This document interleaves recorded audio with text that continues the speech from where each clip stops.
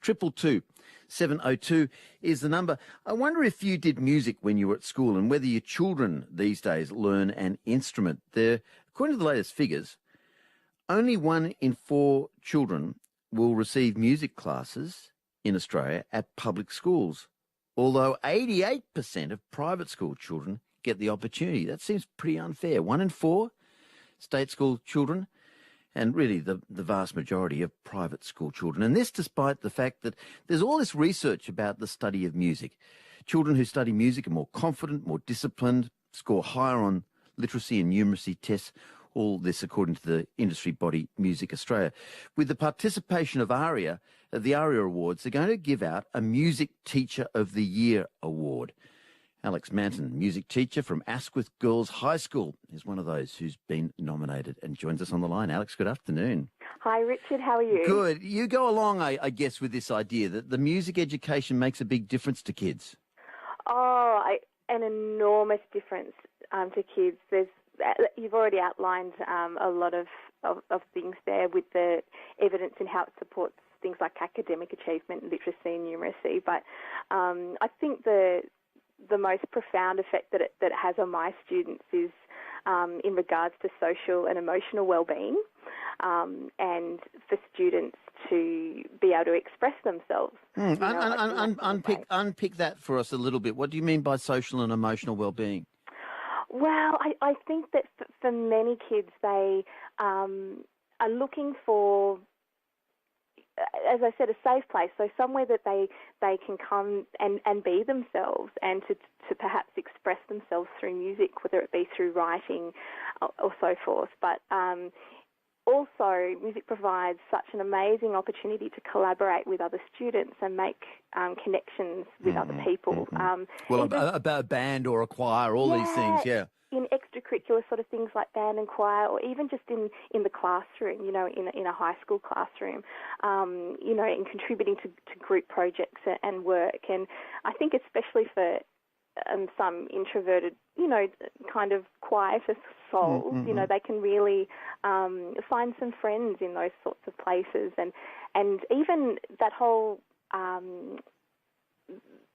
aspect of sort of parallel play, that they're playing alongside people, they're not perhaps, having long discussions with them, but they're in rehearsal and they're doing it with other people, and it gives them a real sense of belonging and connection. Yeah, well, you have to cooperate and listen, don't you? You have to do things together. Absolutely, it's a huge team effort, and I just think it's an amazing outlet for so many of our students and my students. And I've had kids sort of, turn up to band in the morning and they've said, "Oh, Miss, I'm here only here because I wanted to come to band today," and they're going to then stay at school for the rest of the day because they've made it to band in the morning. That's the enticement, yeah. Huge. Yeah, it keeps that attendance up and it keeps them accountable to something, and it keeps them out of trouble, to be honest. Alex Manton is here. I wonder if this chimes with you.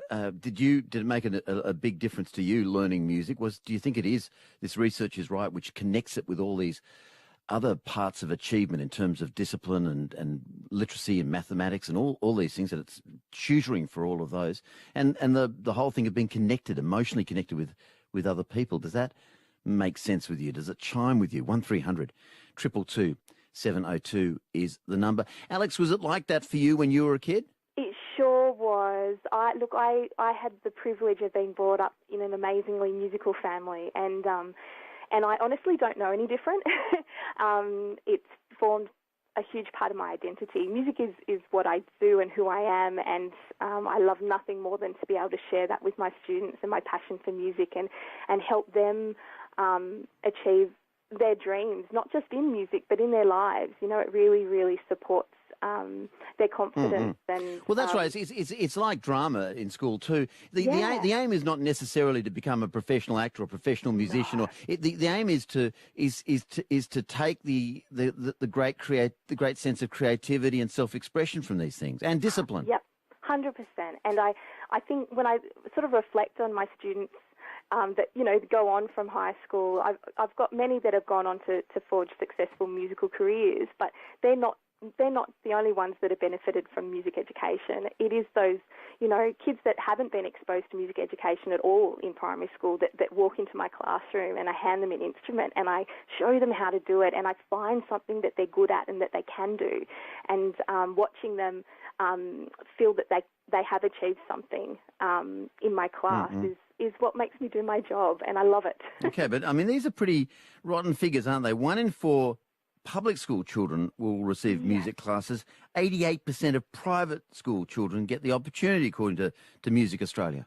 Yes, it's so disheartening, and I think with primary schools in particular, music's part of little people's lives. You watch young kids, preschool, and as soon as they hear music, they move to it and they dance and they sing songs, and it's an innate form of expression. And to think that can sometimes stop in primary school and that they're exposed to so little of it is really, really sad, and particularly with all the benefits that we've just talked about. And it is a funding issue, I guess, and there needs to be more equity, I think, in regards to arts education in general, not just music, as you said, drama as well, and art and so forth. It really contributes to our younger generation in enormous ways, and